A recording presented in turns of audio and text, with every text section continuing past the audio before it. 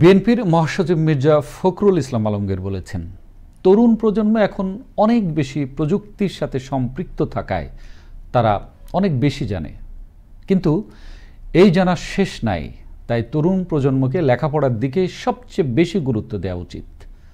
শুক্রবার বিকেলে মুন্সিগঞ্জের সিরাজদিখান উপজেলার একটি অভিজাত রিসোর্টে ঢাকা কলেজের রিইউনিয়ন অনুষ্ঠানে সাংবাদিকদের সাথে আলাপকালে তিনি একথা বলেন।